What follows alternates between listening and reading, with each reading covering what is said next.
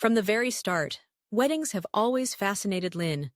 This, after all, is her first time attending one. The energy of anticipation hums through the air, fluttering like the wings of the butterflies in her stomach. The hall glows with light, and familiar faces are softened by the dazzle of fresh flowers and shimmering silk. All around her, laughter bubbles and conversations flow, yet Lynn's gaze is drawn to the woman standing at the center of the room, radiant in a cloud of white lace. This is the bride. Everyone's eyes are on her. Lynn can feel a kind of invisible current passing through the crowd, uniting them in awe at how beautiful the bride looks, how magical the day feels.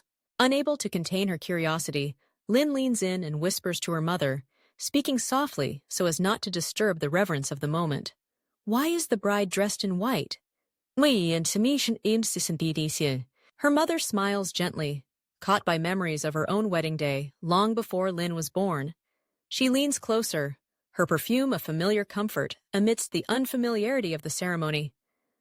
Because white is the color of happiness, and today is the happiest day of her life, she says, keeping her answer simple, hoping it will satisfy her daughter's wondering mind. Lynn thinks about this, really thinks about it. She watches the bride, her white dress glowing in the light, a small, nervous smile perched on her lips. There is a hush as she walks down the aisle, arm in arm with her father, the fabric of her dress whispering secrets with every step. White, Lynn decides, really does look happy. It's bright, like laughter. But as her gaze moves beyond the bride, she sees the groom waiting at the altar, his posture stiff but his eyes kind. He is dressed in black from head to toe, a sharp, crisp suit that contrasts with the bride's radiant white. The two of them, side by side, look like opposite ends of a story, light and shadow, day and night. Is the groom supposed to be sad? Lynn wonders aloud, her voice small and puzzled. Why is the groom wearing black? Her mother's expression softens with affection, and she pauses for a moment, catching her breath with silent laughter at the innocent logic of children. Well, she says, voice lowered, maybe it's just the tradition. In many places, the bride wears white to symbolize new beginnings, hope, and happiness. The groom wears black because it's formal and respectful. It's not a sad color today, not for him. For today, black means he's serious and ready for a promise. Lynn turns these words over and over. At 6 years old, she is learning that colors hold meaning, that the colors people wear on special days can say things they themselves might never find the words for. White is happiness. But what of black, if not sadness? Can black today mean something different, something hopeful and bold? Her attention is tugged away by the voices of the officiant and the murmuring crowd, the rise and fall of wedding vows being spoken. She listens, not fully understanding, but sensing the gravity and magic in the exchange of promises.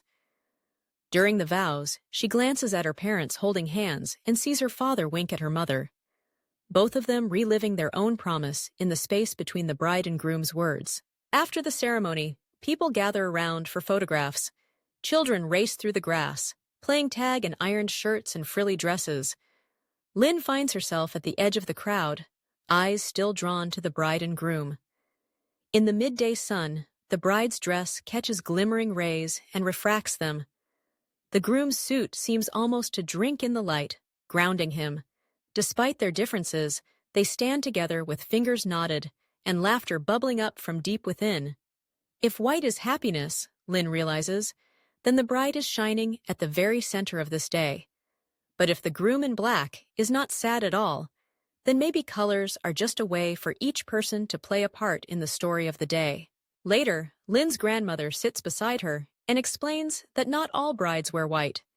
In our country back home, she says, brides often wear bright reds and golds.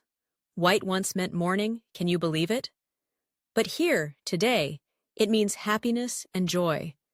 Every family, every place, every tradition, sometimes even every bride and groom, can choose what their colors mean to them. That night, after cake and laughter and dancing under fairy lights, Lynn's head is full of thoughts. She remembers the bride and groom holding hands, their faces luminous with something more powerful than happiness, a quiet, steady glow of promise. Dressing in white and black, one brightness and one calmness, they met in the middle, each offering what they could to this new chapter they were beginning together. As Lynn drifts to sleep, she keeps thinking about colors. Maybe happiness doesn't have just one shade. Maybe happiness can look like a white dress or a black suit, or the red and gold her grandmother remembers. Perhaps what really matters isn't the color at all, but the meaning woven into it, the hope in a new beginning, the strength in a solemn promise, the joy in sharing a life. Years from now, Lynn might attend many weddings. She'll remember this one, the very first she ever saw, and she'll remember her mother's words. She may find herself explaining, to a child of her own, that white is the color of happiness, or maybe she'll say that every color, on a wedding day, has its own story to tell. And in that telling, she'll keep alive the wonder she first felt, watching a bride in white and a groom in black step forward together, ready for whatever comes next.